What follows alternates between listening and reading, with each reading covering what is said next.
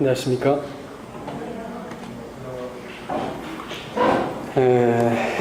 뭐, 처음 온 교회지만, 낯익은 얼굴들이 많아서, 낯설지 않습니다. 또, 우리 김주달 선생님은 30년 전 같은데? 30년 전에 저 중재 서시려고 하셨던 분이고, 또 이호준 선생님도 20여 년 전에 같이 주님 섬겼던 분이고, 박근혜 형제님, 김성일 형제님, 안봉근 형제님 다 같은 교회에서 주님 섬겼던 식구들이라서 편안합니다. 저는 80년 8월에 주님 영접하고 지금까지 주님을 변함없이 잘 섬기고 있습니다. 오늘 이 주제가 굉장히 거창해서 이 거창한 주제를 어떻게 여러분께 소화를 시켜드리나 생각이 드는데, 하여튼 할 수 있는 분량만큼 하겠습니다. 이 복음의 본질, 이러니까 굉장히 거창한데, 아까 이 찬양 인도하시는 우리 형제한테 나와서 이렇게 멘트 중에서 주님이 왜 오셨을까라고 질문을 했다던데, 제가 여러분께 질문을 드리겠습니다. 사실은 그게 제 레퍼토리입니다. 하면 이제 주님이 이 땅에 왜 오신 것 같습니까? 라고 꼭 물어보거든요. 왜 오신 것 같은가? 그냥 대답을 해보시기 바랍니다. 주님이 왜 오신 것 같습니까? 이 땅에.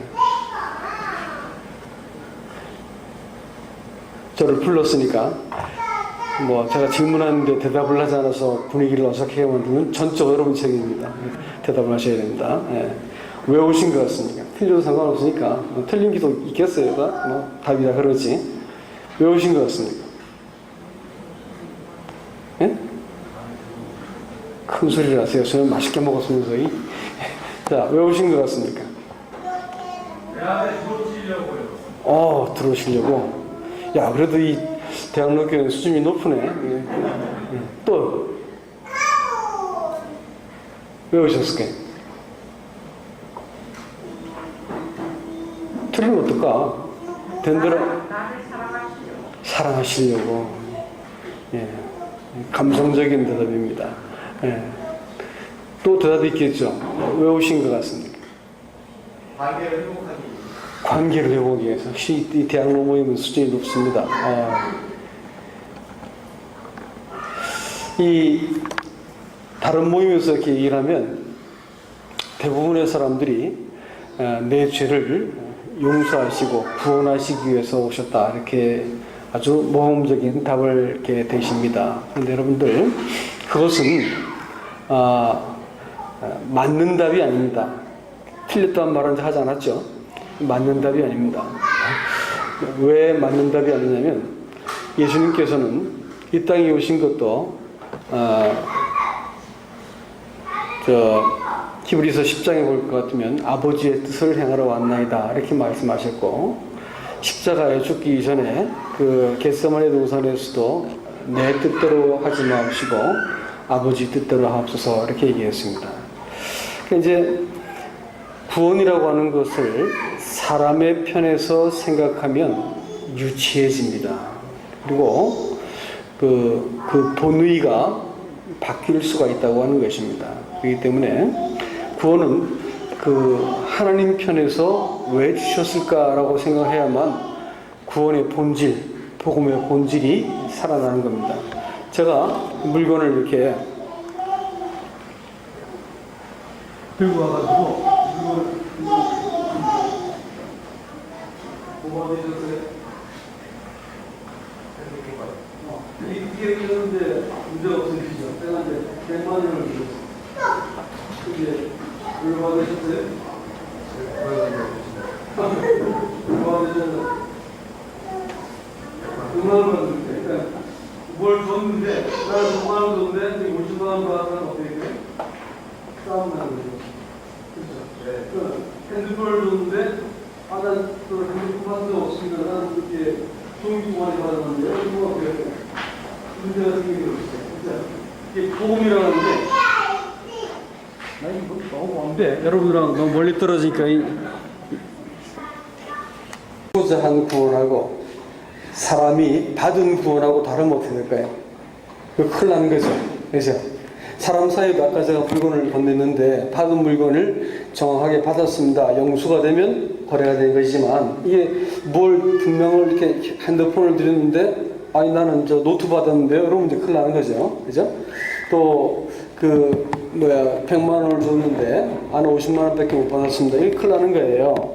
그래서 하나님이 사람한테 준 구원은 그 하나님이 주신 그 액면가 그대로를 사람이 받으면 문제가 없으려니와 하나님이 준 구원을 그 구원 그대로 받지 않고 자기가 생각한 대로 받으면 문제가 심각해지는 것입니다. 그래서 저는 여러분께 이제 이 말씀을 시작하기 전에 도대체 복음이 뭔가 라는 문제부터 한번 짚고 넘어가겠습니다. 그래서 제가 이렇게 여러분들의 수준은 이미 상당히 높은 것을 이제 파악했으니까 다만 이제 그 말이라고 하는 것은 마치 유가증권과 같이 액면가가 있습니다.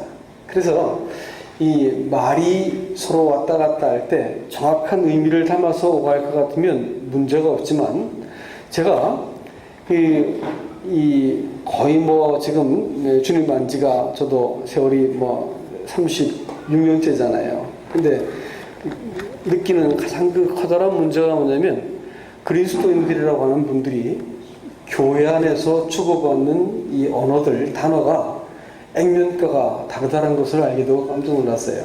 많이 달라요. 많이 다르고 정확한 언어는 물은 그릇이 정확하게 해서 담겨서 주고받으면 이게 되잖아요. 근데 이게 구멍이 뚫어졌다가 그러면 안 되지 않습니까? 근데 이제 말도 말의 그릇이 있습니다. 그래서 말그릇에 내용이 담겨서 딱 전달되면 이렇게 받아들이는데 이게 말그릇은 큼직한데 보니까 든기 없어.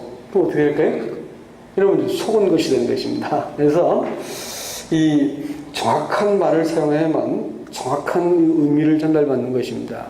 하나님께서 우리에게 주신 구원이라고 하는 용어 속에 담겨있는 의미를 정확하게 우리는 알고 쓰고 있는지 그걸 한번 확인해 보고 싶어서 제가 여러분께 질문을 드리니까 노여워하지 마시고 우리를 테스트하는 거 감히 이러지 마시고 그냥 대답하세요. 그러다 보면 우리가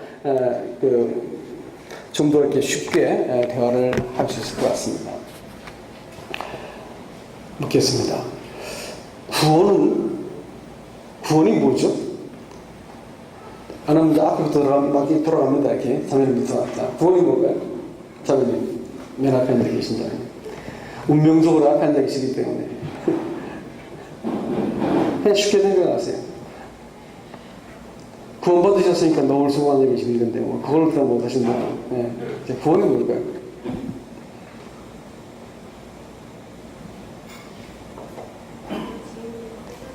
죄인 어떻게 되는 거.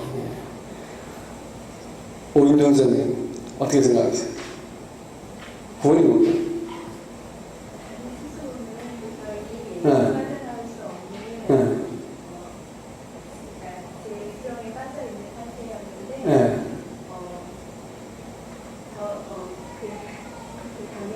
타력에 의해서 힘에 의해서 굿을 받은 거. 그렇군요. 남편도 한마디 해야지. 김정일 형제는 어떻게 생각해요? 구원이 뭐예요? 이하동문 이러지 마시고.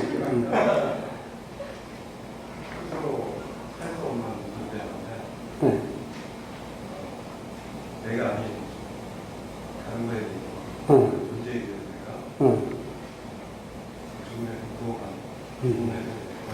그렇군요.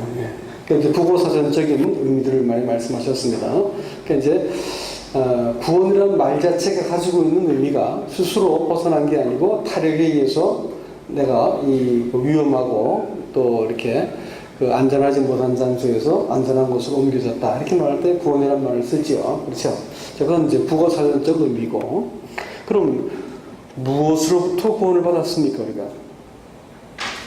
앞에 계신 자님. 그렇군요. 그렇군요. 죄로부터 구원받았죠? 그렇죠? 구원은 죄로부터 받는 겁니다. 구원은 뭐 천국 가는 거나 지옥 가지 않는 거라든지 뭐 이런 말이 아니고 구원은 죄로부터 받는 것을 구원이라는 겁니다. 죄로부터의 구원. 그럼 죄로부터 구원을 받으셨습니까? 그러세요? 확신하십니까? 이제 저렇게 말씀하기가 아주 안 쉬운데 담대하게 말씀하셨습니다. 구원이라고 하는 단어도 시제가 세 가지가 있죠.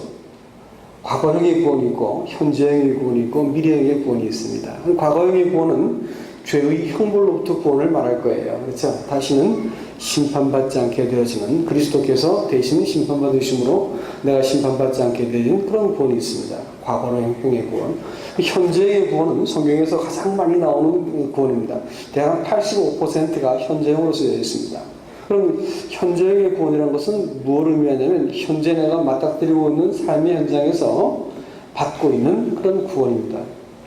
죄의 세력과 더불어의 싸움에서 죄의 욕망과 죄의 유혹과 죄의 도전으로부터 또 내 속에서 부당한 이 생각과 이 사단의 이 속임으로부터 내가 현재 어떻게 구원을 받고 있는가라는 문제입니다. 그러니까 구원받으셨습니까? 이렇게 물어볼 때 예, 구원받았습니다라는 것은 정확한 말은 아니죠. 대답이 어떤 죄의 형벌로부터 구원을 받은 것이고 나는 지금 어떤 걸 죄로부터 구원을 받아가고 있는 중이겠죠. 중입니다.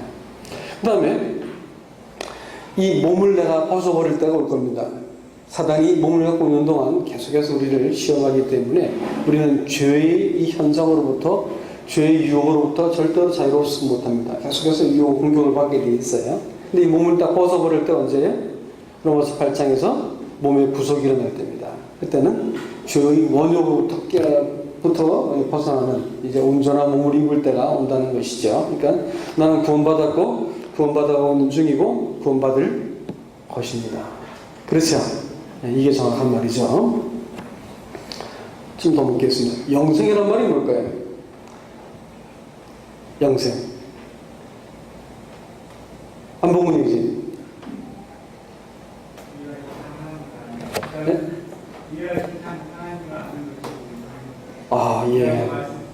요한복음 17장 3절 말씀.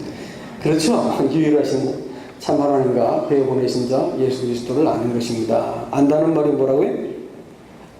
아담과 하와가 동침하였더니 사실이 나왔죠. 가인이 동침한다는 말이 안다는 단어라고 하는 걸 알고 계시죠? 자, 그러면 요한일서 5장 20절 말씀에서는 그는 참된자가 우리에게 그분이 우리에게 와가지고 참된자를 알게 하셨고 우리에게 지각을 주사 알게 하셨는데 그분이 누구냐면 그는 참 하나님이시요 영생이시라 이렇게 말했습니다. 누굴 말할까요? 예수님 얘기하죠. 예수님 자체가 뭐라는 거예요? 그분이 영생이라는 거예요. 그분이. 그러니까 아들이 있는 자에게는 생명이 있고 하나님의 아들이 없으면 생명, 곧 영생이 없다는 것입니다. 그러니까 영생을 얻으셨습니까? 라고 하는 말은 어떤 말이겠어요? 하나님의 아들이 지금 내 마음속에 계신가? 라는 문제가 되는 것입니다. 그리고 자꾸 묻는 걸 죄송해요. 자꾸 묻겠습니다. 조금만 더 묻겠습니다. 영모명제 복음이 뭐예요?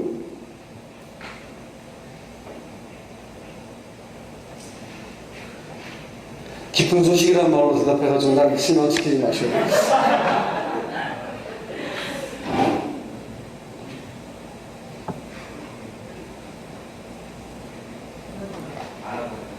하나님을 알아가는 거. 그러네요. 또 실망시키지 않았습니다. 그래서 행정이 어떻게 나왔어요? 복음이 뭡니까? 더 이상 헤매이지 않아도 진리가 우리가 오셨다. 그러네요. 참 대답이 다양하면서 풍성하네. 아까 바이올린 기준 형제. 네. 복음이 뭐예요?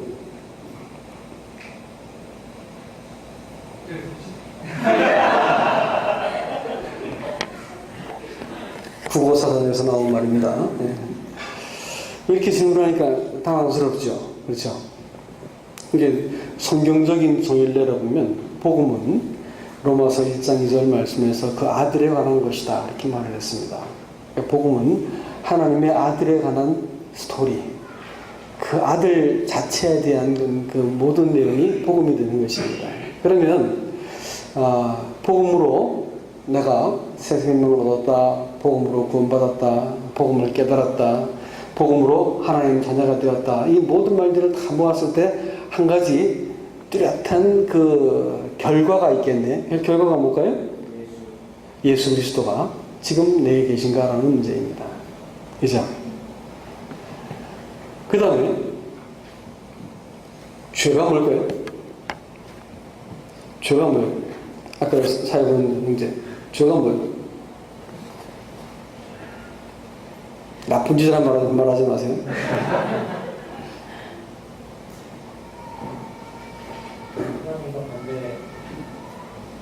응? 하나님과 반대되는 거. 네. 그러네요. 상당히 근접한 대답을 하네요. 네. 젊은 사람들은 문장을 다 끝을 맺지 않고 이렇게 우물우물 끝내는데 딱 말을 끊어지게 잘하네. 네. 좋은 생각입니다. 네. 그렇죠. 또 한 번 죄의 것을 누가 정의 내릴 수 있겠습니까? 했잖아요. 안 믿는 거 말고 또 하나님 모르는 거, 알지 못하는 거나 모르는 거나. 그래서 또 사모님들 말씀하세요. 관역에서 벗어나는 거, 성경적인 이제 그 표현대로 돌아오는군요. 관역에서 벗어나 하마라티아. 또 안 배웠잖아요. 뭐라고? 하나님을 떠난 거. 대한민국가 상당히 수용적인 수준이 높아요. 네, 맞습니다. 그렇죠? 죄는 종류가 두 가지가 있죠. 하나는 죄의 뿌리가 있고 또 죄의 열매가 있습니다. 죄의 뿌리는 아까 말씀하신 그런 것들입니다. 그러니까 죄라고 말하는 신이라고 말하고 하는 것은 그 도덕적인 문제가 아니고 하나님에 대해서 사람이 가진 하나님을 던진 마음, 하나님에 대한 부당한 권리, 또 하나님 없이 살고자 하는 마음, 또 하나님을 하나님으로 인정하지 않는 것, 믿지 않는 것, 이것을 다 통칭해서 우리가 죄라고 말하는 것입니다. 하나님의 존재를 내가 내 속에서 거절한다 이렇게 말을 하는데, 그것을 우리나라 성경에서는 이 허물 이렇게 말합니다. 허물, 허물이라고 말하는데, 그 허물이라는 말은 트레스패스라고 하는 단어에서 나옵니다. 그것은 경찰들이 폴리스 라인을 걸어놓고 거기다가 노 트레스패스 이렇게 하면 들어가지 마시오라는 건데, 들어가면 어떻게 돼? 들어가면 죄가 되는 거예요. 그런데 손 하나 넘는다가 뭔 죄가 되겠어요? 근데 그것을 내가 어길 때는 뭐가 될까요? 그 나라가 정한 권위를 내가 부정하기 때문에 죄가 되는 것이에요. 아시겠죠? 그러니까 이제 죄는 불법입니다. 로마서 1장 18절 말씀에서 그것을 불경건하다. 네, 하늘로조차 하나님의 진노가 임하는데 너희의 경건찮음과 불의에 대해서 하늘로조차 하나님의 진노가 나타난다 할 때, 그 사람의 경건찮음 이렇게 말할 때 영어 성경이 어떻게 되냐면 godlessness 이렇게 되어 있습니다. 뭔 뜻일까요? 하나님을 없는 것처럼 여긴다는 뜻입니다. 경건찮음이라는 말은 하나님을 없는 것처럼, 자기 인생에서 하나님을 없는 것처럼 여기는 것을 죄라고 얘기하는 거예요. 그걸 가지고 트레스패스 이렇게 말하는 거거든. 그러면 이제 이 단수로서 표현되어지는 이 죄성, 죄의 본성이 있고요. 그 다음에 이 결과로 나타나는 죄, 신즈 이렇게 해서 드러나는 죄들이 있습니다. 그래서 사람들이 이 행위로 하나님의 금하신 것들을 내가 그 몸으로 행동하는 것들을 가지고 죄들을 이렇게 말하죠. 내 마음속에 하나님이 계시지 않고 내 자신이 그 하나님보다 앞서 있고 내 자신이 하나님과 상관없이 사는 사람들은 자기가 숭배를 받아야 되고 자기가 만족해야 되고 내 뜻대로 살아야 되기 때문에 모든 무법한 행동들을 하는 것입니다. 그걸 가지고 죄들이라고 말하는 것이거든. 성경은 둘 다 죄라고 보지만, 그러나 어떤 것이 더 중요한 죄가 될까요? 신이라고 말하는 그게 큰 죄가 되는 것입니다. 그러니까 하나님의 다스림과 통치를 거절하고 하나님 없는 세상, 하나님 없이 내 인생의 길을 계획하고 내가 하나님 없이 직업, 진학, 결혼, 노후 모든 것들을 계산하는 거다 뭐가 될까요? 그게 뭐가 되겠어요? 그게 죄가 되는 것입니다. 그죠? 그러니까 죄인은 죄들을 지었기 때문에 죄인이 아니고 죄인이기 때문에 죄의 지배를 받고 있고 죄를 받아들이고 하나님을 거절하는 선택이기 때문에 죄인인 것입니다. 그러니까 죄에게 속한 자다. 그러니까 가인이 악한 자에게 속하여 어떻게 했다고요? 아울을 죽였죠. 그렇죠? 그러니까 아울을 죽인 행동 이전에 뭐가 먼저 있었어요?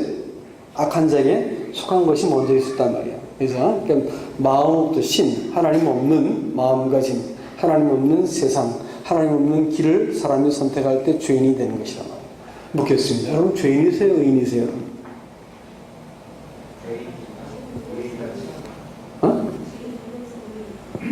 아, 정말 앞에서 말하는 사람 부담스럽게 말씀하시는 거예요. 죄인이면 안 되지, 근데. 죄인이어서는 안 되는 거죠. 죄들을 짓는가 이렇게 말할 때는 그럴 수 있겠지만, 최소한 그리스도인들은 죄인이어서는 안 되죠. 그죠? 그 얘기를 한번 해보겠습니다. 다 같이, 성경 한 장 안 듣고 이런 얘기 다 하면 안 되니까. 이번 와서 우리가, 제가 마태복음 16장만 가지고 한번 이렇게 교전을 해드리겠습니다. 마태복음 16장. 마태복음 16장.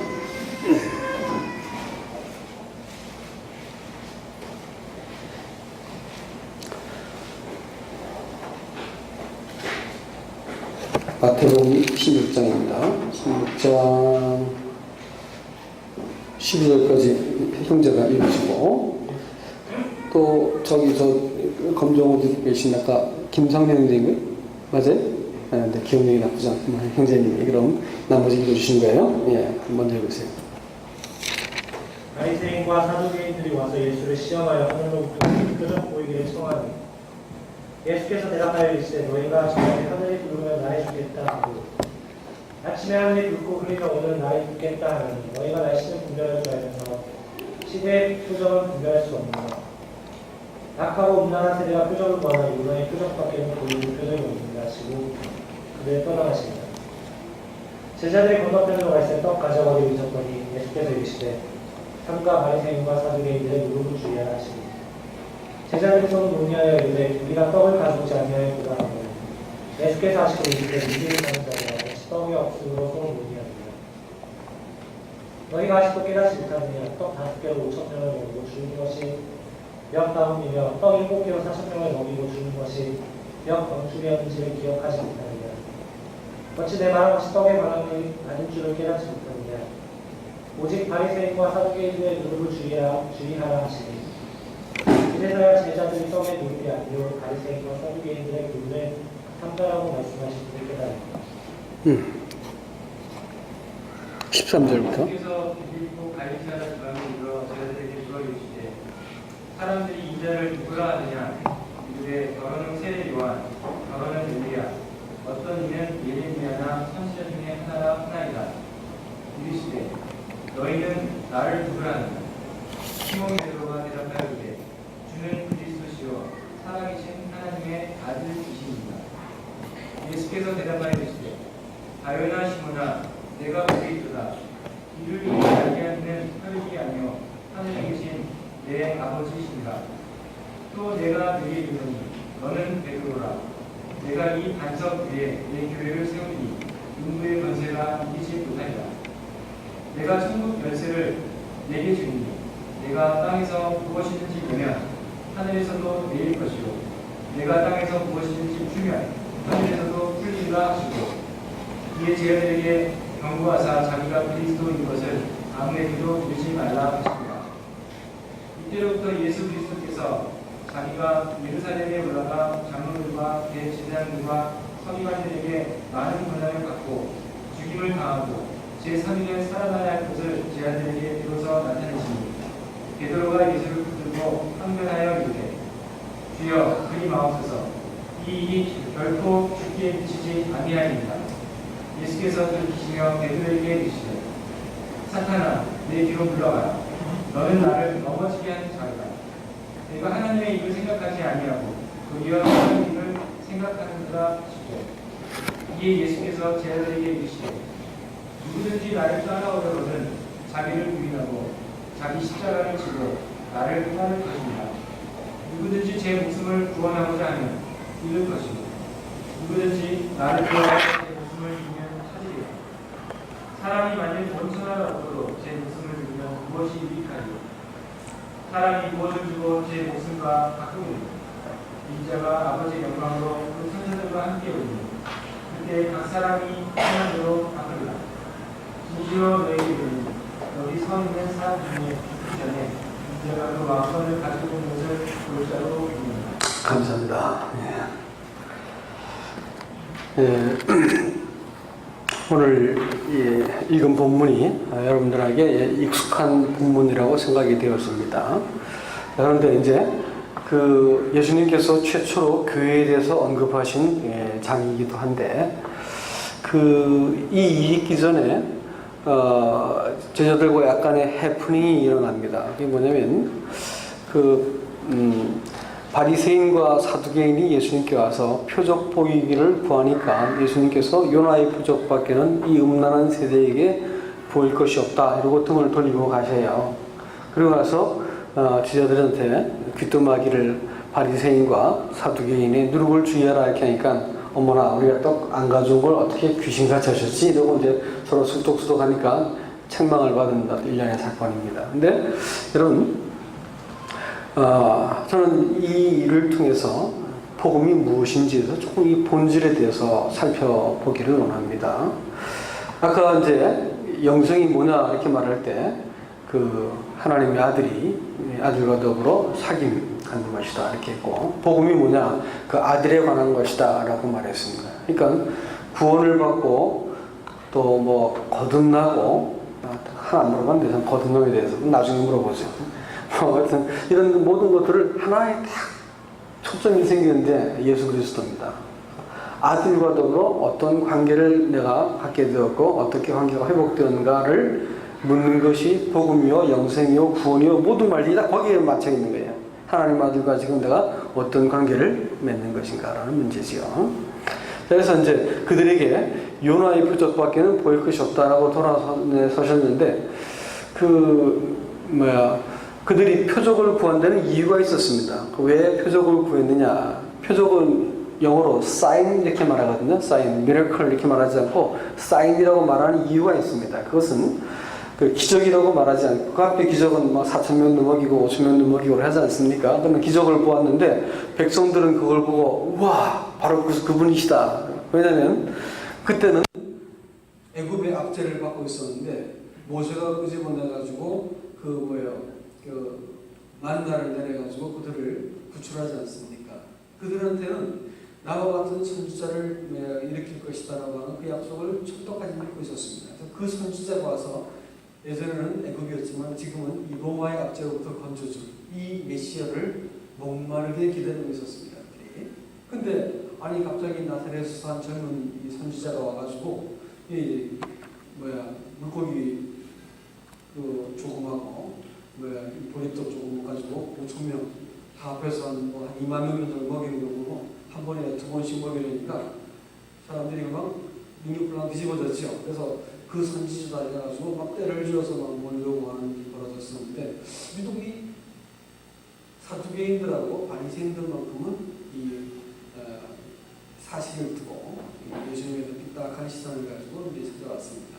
그리고 표적을 더 보여달라. 당신이 하나님께로부터 온 자인지 아닌지 표적을 보여달라. 사인은 기적이었지만 표적은 기적은 여기서 말하는 표적이라고 말하는 것은 사인인데 이 사인이 뭐냐면 당신이 바로 하나님께로부터 왔다고 하는 그 메시아인 그 표시를 보여주시오라는 뜻입니다. 그래서 옛날에 선지자들은 기적을 딱 행하고 나서 내가 하나님께서 보냈습니다라고 하는 것을 보여주면 사람들이 이렇게 성경을 붙여가지고 이 사람 말하는 걸 다 적게 만들어진 게 뭐예요? 성경이에요. 그러니까 이제 하나님 말씀을 대신 대언하기 위해서는 뭘 해야 돼요? 기적을 그려야 되는데 그걸 사인이라고 했어요.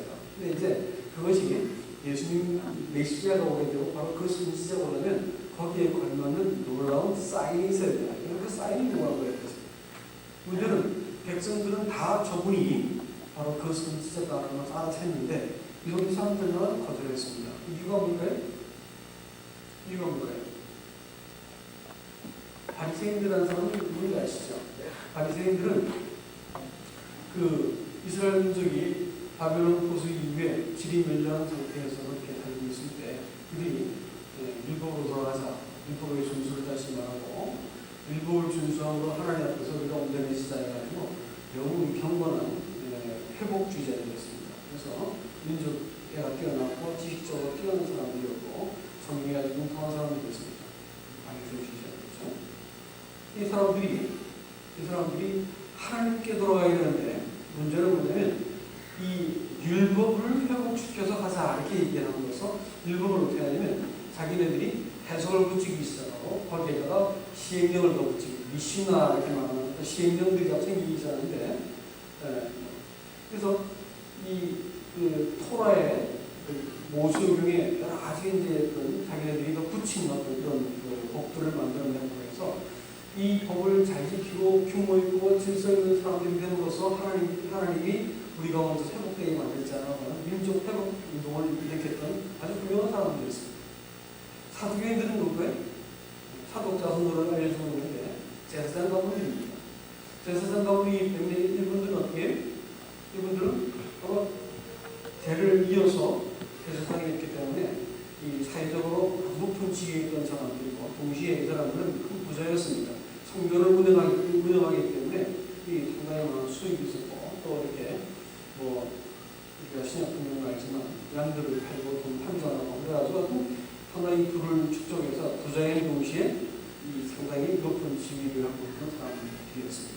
근데 이 사람들이 커서 사주제파라 이렇게 말하는데 문제는 이 사람들은 부활을 믿지 않았고 또 부활이 없다라고 말하는 이 우리가 보이는 것이 전부다라고 이렇게 얘기하는 사람들이 있습니다. 그런데 이 사람들이 예수 그리스도를 객관적인 눈으로 볼 때 메시아인 것을 분명히 보았는데 불구하고 와가지고 표적을 자꾸 요구하고 했다고 하는 것입니다. 그러니까 예수님께서 그들에게 대답을 해주지 않고 더 이상 표적을 주지 않고 등을 돌리고 가버리십니다. 가버리시면서 바리새인과 사두개인의 누룩을 죽여라 이렇게 말하는데 누룩이란 말이 모르니까 떠가 안 가져왔다 해가지고 이제 근심했었는데 아직도 못 알아듣겠나 이렇게 말씀하시면서 그것이 교훈인 것을 알게 합니다. 사두개인과 바리새인의 교훈을 주의하라라는 것이거든요. 그렇죠? 네? 그리고 이 누룩이라고 하는 것은 여러분 아세요? 누룩이 뭔지 아세요? 네, 이것은 아주 빠르게 밀가루 반죽에 확 퍼져버리는 것이고 또 이 빠르게 번지고 전체를 다 이렇게 누르고 덮어버릴 수 있는 힘이 있는 것입니다. 아주 쉽게 또. 그러니까 이 누룩을 주의하라는 것은 그렇게 될 가능성이 매우 많기 때문에 아주 경계해야 된다라고 하는 의미로 말씀해 주신 것입니다. 자, 그러면 우리는 복음에 대해서 두 가지 길이 있는 걸 보게 됩니다. 예수님께서 말씀하신 게 뭐냐면 요나의 표적밖에는 보일 것이 없다라고 말씀하신 요나의 뼈 속에 숨어있는 복음의 본질이고요. 복음과 짝퉁처럼 비슷하게 보이는데 절대로 복음이 아닌 아주 오염되기 쉽고 설득당하기 쉽고 그로 인해서 복음이 훼손될 수 있는 아주 유사한 짝퉁 두 가지를 알려주었습니다. 한 가지가 뭐예요? 바리새인의 교훈이고 또 하나 뭐라고요? 사두개인의 교훈입니다. 이게 뭔지를 한번 보시겠습니다. 먼저 바리새인의 교훈. 그들은 율법을 회복하자 해가지고 율법 자체를 신동했습니다. 율법에 대해서 여러 가지 살을 붙여가지고 안식일날 몇 그램까지는 들 수 있다든지 뭐 이런 얘기들을 해가지고 이것이 노동이냐 아니냐 뭐 안식일 어디까지 지킨 거고 안 지킨 거고 이런 것들을 해석을 하기 시작합니다.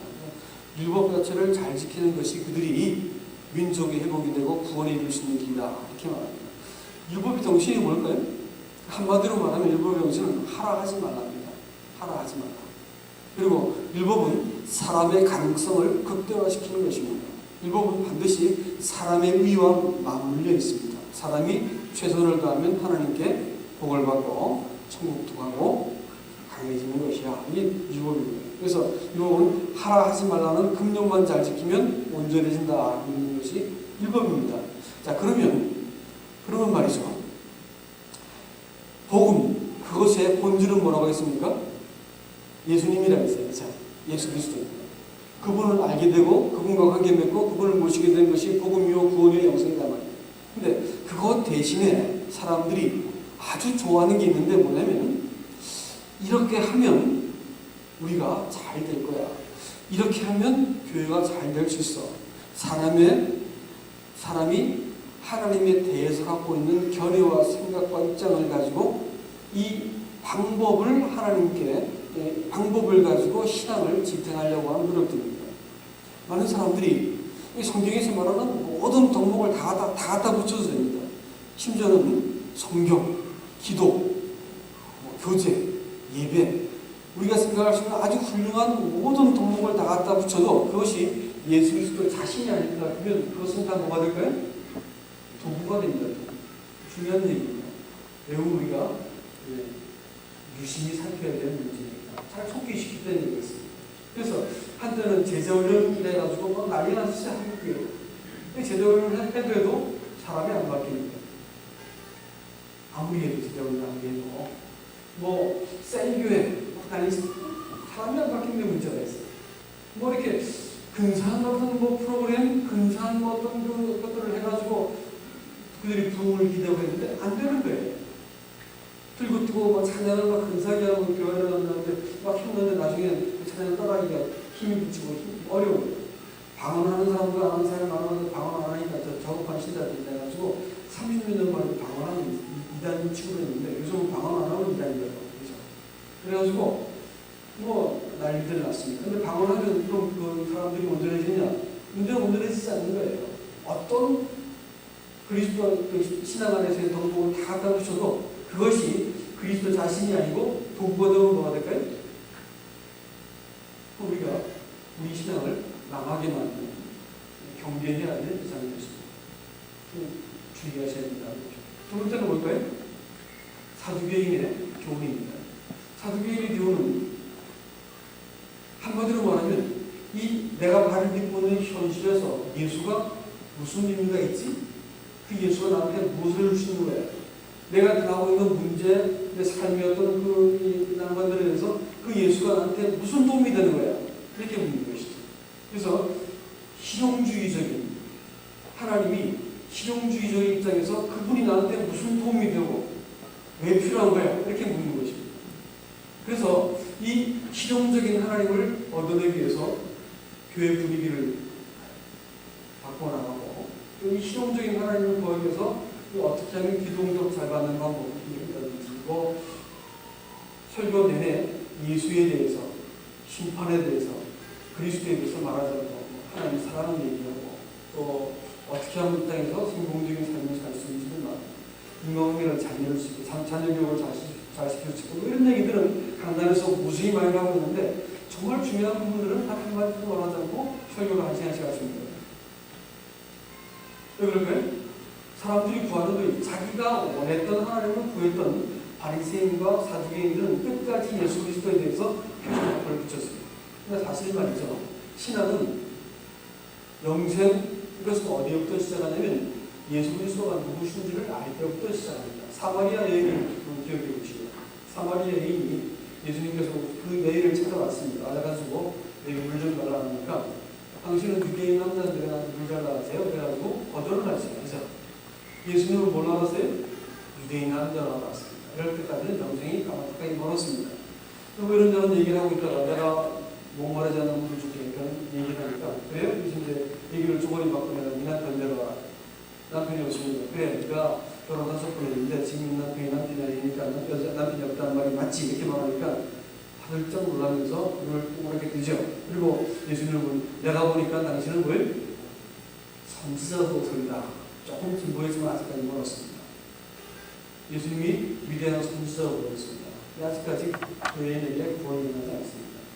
근데 한참 얘기하다가 이 여인이 자기의 문제의 큰 그 원인이 하나님에 대한 예배가 뭔가 막혀있다는 걸 깨달았습니다. 그래서 그 예배를 11일을 있어요. 당신들은 말이요, 그 산에서 산다는데 우리 이 신산에서 합니다. 그래가지고 예배드리는 처소에 대해서 11일을 하고, 문제가 하나님과의 관계 속에서 일어났다는 것을 알고 그 문제를 몇 번째 제출해요. 예수님께서 말하다가 여자여 내 말을 들어라. 이 사람도 아니고 그 사람도 아니야. 하나님께 예배할 때가 오나니 곧 이때라 하면서 이 말씀을 이렇게 하십니다. 여자가 뭐냐면 메시아가 오시면 모든 것을 알게 할 거예요. 예수님 말에 내가 그니라 했습니다. 여자가 비로소 자기가 집착같이 자기의 목마름을 채웠던 그 물동어리를 탁 내려놓습니다. 사실 신앙이라는 것은 어떻게 생수의 그런들, 이 목마름을 해결하는 생수의 그런들은 그분을 만나는가는 문제인데, 지금까지 자기가 이거 길어먹지 않으면 죽는 줄 알고 먹어도 목마르고 주일날 나오면 좀 살아남는 것 같은데 집에 돌아가면 원위치고, 모여서 교자문을 먹어도 나는 것 같은데 집에 돌아가면 그 인간 그대로 부패하고 냄새나는 본성 그대로 다시 죄에 뒤대이다가 주일날 또 툭툭 나오게 되는, 안 나오면 더 괴로우니까 안 나올 수도 없고, 나와도 그때뿐이고, 이런 신앙을 수십 년을 하고 남편 5번 바꿀 때까지 해봐도 답이 안 나왔단 말이에요. 답이. 그걸 신앙이라고 버티고 있었던 거예요. 그 신앙을 아주 상징적으로 뭐예요? 이 물동이를 들고 길어먹고 이거 밥 먹고 살았어요. 근데 그 물동이를 탁 내려놔버립니다. 내려놓고 들어가서 뭐라 해요? 내가 메시아를 만났다. 내가 만난 네가 메시아가 아니냐? 이렇게 말하면서 사람들에게 말하기 시작해요. 여인한테 변화가 찾아왔어요. 그 변화의 단초가 어디부터 시작된 거예요? 예수가 누군지 알았더니 예수가 누군지 다 알고 나니까 구원이 찾아온 것입니다. 그러면 하나님 사랑하셨어요. 내 죄 용서하셨거든. 영원히 사랑해서 과거에 있는 미래들을 싹 다 가져가셨어요. 예수님 말대로 죽었대요. 살았고 이런 얘기 많이 들어도 이것이 나한테 귀에 맹성맹성 들리는 이유가 뭐냐면, 그렇게 나한테 주신 선물에 대해서 많이 들었는데 선물 주시는 게 뭔지 나는 모르는 거야. 그러니까 구원이 부모로 끝나버립니다. 그렇게 많은 말 들려도 내 마음속에 가슴이 막 쥐어짜가지고 주일날 아침 그 잔을 먹은 적에 피 얼마나 아팠을까. 제가 적지 않은 교회를 다니면서 집회를 하면서 예배를 같이 참석하면 예배 드릴 때마다 꼭 나오는 말이 있어요. 감사할 때마다 주님 얼마나 아프셨습니까? 채찍에 맞아서 등은 바꾸랑 같이 배워가지고 이런 얘기가 꼭 하셔야 돼요. 그럼 사람들이 막 신음소리 같은 것이 흘러 얼마나 불쌍하신 분이었습니까? 이런 얘기죠. 얼마나 우리를 사랑하셨으면 그렇게 하셨을까? 이게 나중에 그냥 고정을 내파서야 어느 교회 가든지 그 얘기죠. 뒤에 가서 한번 더 알려드립니다만,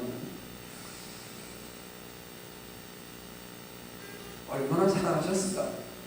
얼마나 큰 선물을 주었는가? 이런 얘기를 가지고 우리의 구원 확증하다 보면 구원 자체가 아무리 감동을 많이 받고 주일날 아침에 감동을 짜가지고 나 사랑하셨죠. 맛있고 사랑했지. 이래가지고 다짐하고 돌아가도 또 되짚고 또 원위치하고 또 벌써 사놓은 그 구질구질한 삶을 또 살게 됩니다. 답이 안 나와.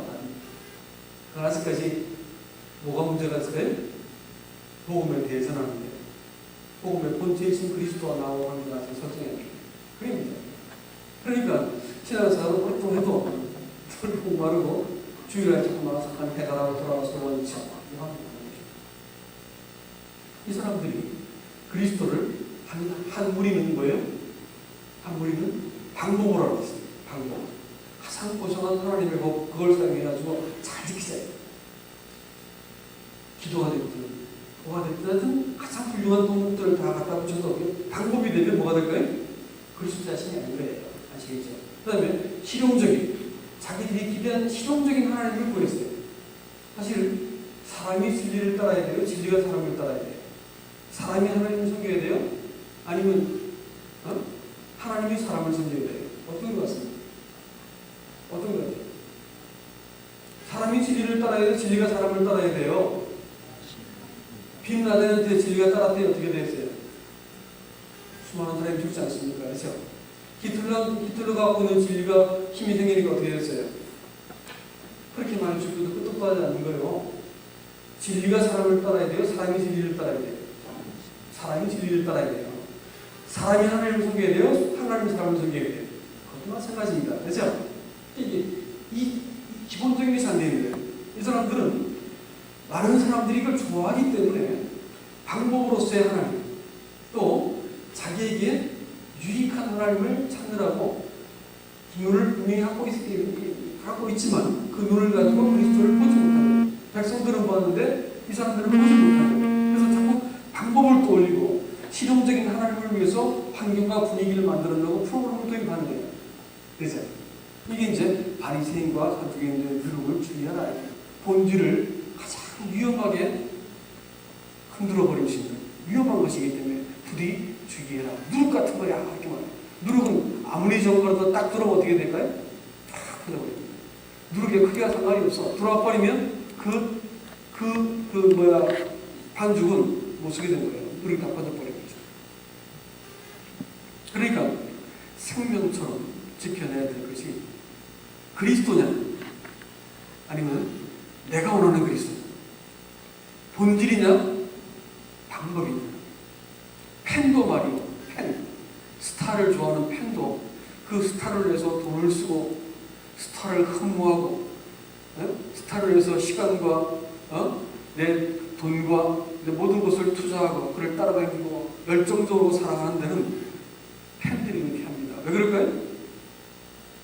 그 스타가 자기의 없는 것을 채워주고 대리만족을 시켜주기 때문에 그 스타를 좋아하는 거 아니겠어요? 그렇죠? 제자는 뭘까요? 제자는 편하고 틀려. 제자는 내가 부인되어야만 주인을 따라갈 수 있는 거예요. 내가 잘못되고 틀렸고 내가 교정되는 걸 전제하지 않으면 따라갈 수 없는 게 제자인 거예요.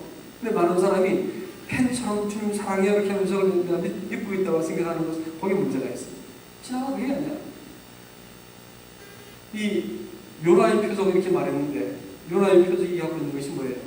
요나가 3일 동안 물고기 뱃속에 있다가 그 다음에 배에서 살아서 나온 거죠. 그래서 복음을 전해가지고 그 이방인 땅 니느웨가 그게 어떤 사건입니다.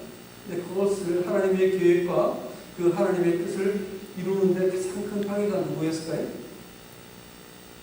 사람이었어요. 사람이었다고요. 그것도 뭐 때문에 제한받았을까요? 가장 훌륭한 명분 때문이었습니다. 쇼비니즘이죠. 자기의 민족을 괴롭혔던 저놈들을 어떻게 니네 놈들을 저놈들을 살려주란 말입니까? 내가 알건대 하나님은 은혜로운 분이기 때문에 저놈들 복음 전하면 회개해서 본받게 했을 것이기 못 전합니다. 못 전해 넘어가 버렸어요. 그래서 하나님이 그 요나를 추적하시는 사건이 요나서에 기록되어 있습니다. 지금도 하나님들을 사람이 방해를 하죠. 사람이 걸거적거리는 거예요. 하나님 일에. 근데 이 요나의 표적에 갖고 있는 두 가지 본질이 뭘까요? 하나는 사람을 위해 죽으신 그리스도를 고스란히 보여주고 있는 요나의 죽음입니다. 또 하나는 뭐예요? 부활하여서 새 사람으로서 복음을 전하게 되었던 부활한 요나에서는 누굴 얘기하는 거예요? 예수님의 부활을 보여주는 것이죠. 복음을 지금 보여주는 복음의 내용을 보여주고 있는 것입니다. 그러면 복음을 바치고 있는 두 기둥인 걸까요? 예수님의 죽음과 부활일 겁니다. 그래서 약속한 시간 말이었습니다. 죽음과 부활이 복음의 두 본질이에요. 그리스도께서 기약대로 죽으셨다가 사흘 만에 부활했다. 이게 복음이거든요. 자, 그러면 예수님께서 왜 죽으셨는가 하는 문제를 한번 이제 왜 아까 님들하고 얘기해서 왜 죽으셔야 되는 것이, 왜 죽으셔야 되는 것이 이렇게 이제 되물어야 되는 것입니다. 그렇습니다. 거기에는 중대한 전제가 필요합니다. 사람의 본성은 그 어떤 것으로도 개선이 안 된다는데 문제가 있습니다. 사람의 본성은 개선이 안 되게 되어 있습니다. 교화나 개선이 안 되게 되는 본성을 갖고 있는 것은 길들여줄 수 있습니다. 길들여줄 수 있는데 도덕적으로 종교적으로 길들일 수 있는데 사람 본성은 절대로 교화가 안 되게 있어요. 개선이 안 되게 있어요. 왜 그런지 아세요? 왜 사람의 본성이 교화가 안 되는지 아세요? 하나님께 속해 있던 사람이 하나님을 떠났기 때문에 누구에게 속하게 됐어요? 사단에게 속하게 됐습니다. 사단에게죠. 그러니까 사단이 뒤에서 내 배후에서 내 마음과 생각을 조종하기 때문에 사단의 본성은 내가 원치 않아도 죄 가운데서 이렇게 뒹굴게 되어 있습니다. 노리게 되어 있어요. 그렇기 때문에 사람의 본성에 대해서 이걸 처리할 수 있는 방법은 딱 하나밖에 없습니다. 어떻게 할까요? 죽일 수밖에 없어요. 이 본성이 너무 교와 불과 개선이 안 되는 구제불능의 본성을 갖고 있기 때문에 하나님이 사람을 구원하기 위해서 제일 먼저 하시는 것은 제일 먼저 구원하시기 위해서 아군이 포로로 잡혀왔어요. 적진에. 어떻게 되겠어요? 어떻게 합니까? 제일 먼저 적진을 깨부셔야죠. 그렇죠? 그래가지고 적이 내 포로들을 구유하고 있는 상태를 끊어야 되는 있어요. 그렇죠? 그래. 내가 포로를 토독시키기 위해서는 적이 아군을 지금 포로로 잡아간 아군을 지배하고 있는 것을 끊어야 되는 거예요. 그래서 하나님이 오셔서 제일 먼저 뭐 하셔요? 사단의 권세를 깨뜨리 놓듯이 합니다. 이 말씀도 제가 기억해 드리겠습니다. 그래가지고 이 죄로부터 예수님이 함께 심판받아 죽으심으로써 죄가 우리를 지배할 수 없게 만들어준 것이 하나님의 구원의 방식입니다. 구원은요, 예수님 나를 무지무지 사랑해가지고 나를 사랑했기 때문에 내 죄를 다시는 보지 않고 나를 그냥 천국과 이대하게 작성하셨대요. 이게 구원이 아닙니다. 그렇게 희시한 얘기가 아니에요. 구원을 위해서 하나님이 하신 일이 있었는데 구원은 전설다가 감춰지는 게 아니고 현실적인 문제예요. 그러니까 내 본성으로부터 내 죄성으로부터 신이라고 말하는 죄로부터 나를 건져내기 위해서 하나님이 무엇인가 조치를 취하지 않으시면 안 되는 거예요. 그래서 나를 구원하시기 위해서 하나님이 하신 것은 심판을 받는 것입니다. 죄는 심판을 받아야만, 죄값을 지불해야만 죄로부터 벗어나는 거죠. 10년형을 받으면 10년을 살고 나와야만 자유로운 것처럼 죄는 정당한 심판이 집행되어야만 살아나는데 죄의 학생 사망인 거예요. 그래서 하나님이 아들이 오셔서 나를 덮으시고 그 위에 하나님의 공정하고 무서운 심판이 아들 위에 집행이 된 것입니다. 심판을 받고 나서도 살아남은 사람들이 누굴까요? 신자들입니다. 그러니까 구원받은 신자는 최소한 뭐가 하나 전제가 됐을까요? 하나님의 아들이 죽었다고, 나를 위해서 죽었다고 하는 전자 심판을 받았기 때문에 내가 다시 심판받지 않게 되었다고 하는 사실을 전제로 두고 있는 것입니다. 그러니까 아들이 죽었다고 말하는 것은 그 뒤에 깔려있는 얘기가 뭘까요? 나는 뭐예요? 내 머리부터 발끝까지 내 본성은 하나님과 원수가 되어 있었고 심판받기에 가장 적합한 존재였었고 이 심판은 불가피하게 나한테 일어나야만 됐던 존재라고 하는 것입니다. 그럼 하나님의 아들이 내 죄값을 지불하시기 위해서 보았더니 그저 뺨면에 맞는 것으로 끝나는 게 아니고 죽어야 되는 죄질이 아주 훌륭하고 개성이 안 되는 아주 본성 깊은 곳으로부터 하나님과 더불어 원수가 되었고 잘못되어 있는 사람을 하나님이 구원하시기 위해서 하나님이 이 심판을 대신 받으시고 죄값을 지불하시고 나를 건졌다. 그럼 구원받은 사람의 기본적인 존재는 뭐가 될까요? 나는 죄인이었습니다. 죽어마땅한 존재였습니다.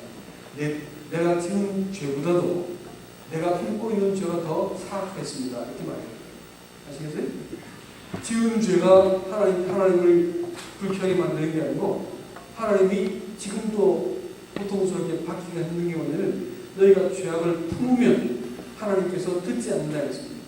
아시겠어요? 우리가 지은 죄 때문에는 문제가 없습니다. 자식이 죄를 나한테 잘못을 짓고 나한테 와가지고 아버지 잘못했습니다. 어떻게 할 거예요? 어떻게 하겠어요? 자식이 와가지고 아빠한테 잘못을 들어요. 어떻게 하겠어요?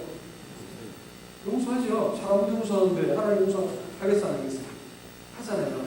근데 이런 자식이 중요한 것을 감추고 나한테 말하잖아요. 근데 애비가 알고 있는 죄가 있는데 그것은 아주 심각한 죄인데 그걸 말하지 않는 거예요. 어떻게 될까요? 어떻게 될까요?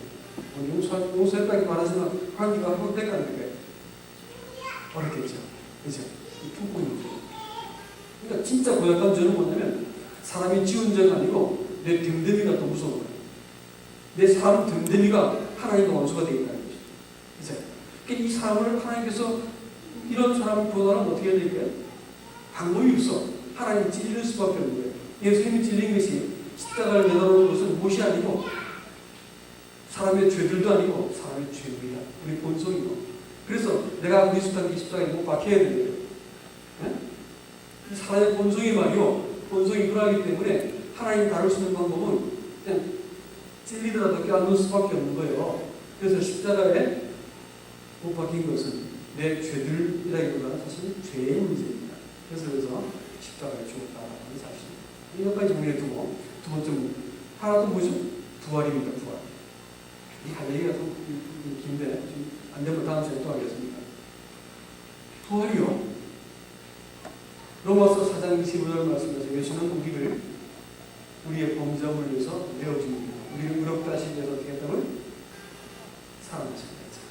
그러면 예수님의 부활의 목적인 거예요? 부활의 목적인 거예요? 우리 의롭게 하시기 위해서. 또 질문하겠습니다. 어떤 사람입니까? 부인이 이혼을 당하고 아이를 키우는데 남자가 불성실하잖아요. 이혼하고 나서 돈을 안 보냈습니다. 근데 방법이 없으니까 부인이 가서 분유를 훔치기 시작했어요. 한두 번이지.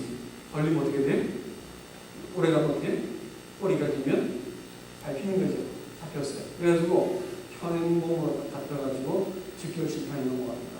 미국에서는 이렇게 직결 심판을 받으면 자식을 뺏기게 되어 있습니다. 보호시설로 보내지게 되고 이 자식을 잃어버리게 되어 있어요. 이런 위기에 딱 분위기를 파가니까 여자가 미리 막 법정에 가서 막 둥글고 오는 거야. 살려달라고. 난 이해 없으면 못 삽니다. 내 유일한 삶의 근거입니다. 너무 울기 시작했어요. 법관이 보고 있다가 재판장이 답답하지만 어떻게 해? 법은 법이니까 법을 이렇게 이제 재판을 해가지고 그 판결을 내립니다. 온 불구 30일 이렇게 했어요. 그게 문제가 아니고 아이를 떼어봐야 된다 사실 때는 여인이 막 물수도 있었는데 이제 재판장이 결혼하시는 분들로 내려와가지고 저희 모자를 입었습니다. 여인의 아픔과 내가 동창이 하기로 합니다. 그래가지고 자기 수표를 써가지고 $500를 이렇게 그 당시에 $500큰 돈이 가지고 거기에 이제 집어넣었습니다. 사람들이 보고 있다가 법정이 술렁거리기 시작했어요. 박수를 막 칩니다.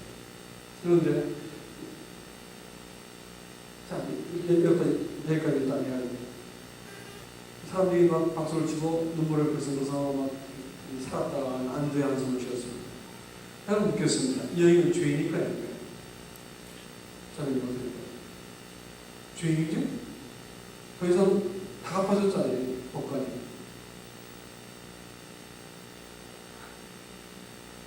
죄인이요, 의인이요? 그렇죠. 상당히 잘 통합니다. 자. 죄인이죠? 죄인이에요. 죄인이잖아요. 그래. 막 죄졌는데 심판과 형벌을 면한 것인 것이지 죄인이잖아요. 그렇잖아요. 그러면 다시 묻겠습니다. 내 과거, 현재, 미래 죄를 다 용서하셔서 할렐루야 아멘. 난 이제 지옥 가겠습니다. 구원받았는데 아몬. 중국 가니까 아멘 나라가 아몬 그러더만. 우리나라가 아몬 바꾸말고요. 난 구원받았습니다. 이런 말 하는데 그냥 구현일 거예요. 죄 용서를 분명히 받았어요. 그럼 그 말을 바꾸면 뭐예요? 그는 분명히 죄인이었다는 거예요. 감옥을 막 죗값을 다 지불하고 출소한 사람을 가지고 의인이란 말하나요? 어떻게 되나요? 그렇게 말해요? 그렇게 말하지 않죠? 감옥을 막 출소한 사람을 죗값을 다 지불했어요. 출소한 사람을 가지고 의인이다 이렇게 말하진 않잖아요. 그래야 그래요. 그러면 우리가 알고 있는 복음과 약간 차이가 있어요. 죄 용서 다 받으면 구원받았다고 말하는 거예요. 그건 사실이 아니죠. 제가 전화를 가서도 복음 전할 때 이제 말씀을 해드릴까요? 복음을 전할까요? 복음 전할까요? 그래서 두 부도자를 갖고 복음을 전했습니다. 대학원생들이 와있어요. 근데 복음을 쭉 전하고 어떻게 우리 죄가 사해진지를 설명을 쭉 했습니다. 그랬더니 두 친구가 6개월치나 교회를 나와도 정확하게 답이 안 떨어진 게 고민하고 있다가 이제 어떻게 됐습니까? 죄 없어졌습니다. 얼굴이 희생이 많네. 그러니까 뒤에 앉은 그 성도들이 박수를 막 친 거예요. 그래서 제가 박수를 몇 치십니까? 그랬더니 이제 구원받지 않았습니까? 왜 이 사람이 구원받다 생각하죠? 그랬더니 드디어 이제 이단을 만났다는 그쪽을 집어서 잘 쳐다보더라고요. 조금만 기다리십시오. 그래서 다시 이제 왜 그리스도를 영접해야 될지 설명했습니다. 죄가 무엇인가? 죄는 하나님의 통치를 사람이 거절할 때 시작되었습니다. 그리고 구원은 뭘까요? 하나님의 통치를 사람이 받아들일 때죠. 그렇죠. 그래서 요한복음 1장 9절부터 11절까지를 보면 명확합니다. 12절은 잘 알고 있는 말씀이죠. 누가 한번 보시고 명장입니다. 요한복음 1장 9절로 11절까지 12절까지. 참빛 곧 세상에 와서 각 사람에게 비추는 빛이 있었나니 그가 세상에 계셨으며 세상은 그로 말미암아 지은 바 되었을 때 세상이 그를 알지 못하였고 자기 땅에 오매 자기 백성이 영접하지 아니하였으나 영접하는 자 곧 그 이름을 믿는 자들에게는 하나님의 자녀가 되는 권세를 주셨습니다. 사람들이 12절은 잘 외워듣는데 그 앞에 나와 있는 전제를 안 외워요. 뭐냐면 하나님이 세상을 그 사람을 포함해서 세상을 지었다는 말이에요. 자기 땅, 자기 백성에게 와가지고 각 사람에게 말했어요. 각 사람에게 분명하게 명확하게 무엇이 참이고 그 무엇이 길이고 그 사람이 선택할 것이 무엇인지를 분명히 보여주는 거예요. 자기 땅, 자기 백성이 왔다 했어요. 그러면 사람은 뭐가 되는 거예요? 그분을 자기 땅이라고 주장하시는 분을 맞을 때는 그분이 뭐가 되는 거예요? 왕과 주인이 되는 거예요. 자기 땅, 자기 백성이면 그분이 내 왕이 되고 내가 그 백성이 되는 그런 뜻이거든. 그러니까 이제 그분을 받아들인다면 어떻게 되는 거예요? 그분의 통치를 내가 인정해야 되는 거예요. 그래서 사람들이 어떻게 했다고? 영접하지 아니하였더라. 그러나 영접하는 자, 곧 그 이름 있는 자들에게는 하나님의 자녀는 분석이 땡긴다. 그리고 말씀이 명확하잖아요. 오늘은 사람이 하나님의 통치를 하나님이시고 인정하지 않고 등을 돌려버렸을 때 죄가 시작되었고 구원이라고 하는 것은 뭐예요? 됐다 하고 내가 죄 지은 자에서 철철 털어서 용서해 주는 게 아니고 돌이켜 어떻게 그분과 더불어 바른 관계를 맺는 게 뭐예요?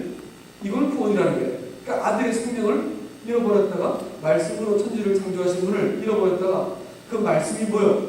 말씀이라는 것은 법이라는 뜻입니다. 응? 그 법이 마음속에 회복되면 어떻게 되는 거예요? 그게 복이 되는 거예요. 그게. 그러니까 이제 하나님의 하늘과 더불어 바른 관계를 그걸 보시게 되면 그 복이 돼요. 이 말씀 뒤에 가서 드리겠습니다. 이 그리스도인들이 사도들이 그 사도행전에서 복음을 전한 그 복음의 일관된 메시지가 뭐냐면 죽은 자의 부활이었습니다. 그리고 내가 이 죽은 자의 부활 때문에 신문과 가치를 매임을 받았다라고 바울이 말했습니다. 근데 부활이라고 하는 것에 대해서 오늘날 전해지고 있는 복음에서 기가 막히게 쏙 빠져있는 것을 아세요? 여러분이 듣고 구원받았다고 하는 복음을 강하신 바를 보시죠. 부활이 쏙 빠져있어요. 쏙 빠져있으니까 어떤 결과가 나타나냐면 현실적인 삶 속에서 내가 어떻게 살아야 될지를 말해주지 않는 복음입니다. 예수는 우리의 범죄함을 위해서 어떻게 했다고? 내어주셨다. 다 알고 있잖아요. 나는 그렇게 하시기 위해서 어떻게 했다고? 부활했댔어요. 그럼 부활하신 그리스도와 더불어 관계가 맺어져야 되고 그분이 내 안에서 무엇인가 어떤 의미가 되고 존재가 되어야 되는데 그런 일이 없어진 거예요. 부활의 선물은 아는데 부활을 주신 분은 잘 모르는 거예요. 그러니까 신앙생활이 이상해지는 거예요. 여기에 대해서 다음 시간에 좀 더 자세히 말씀드리겠습니다.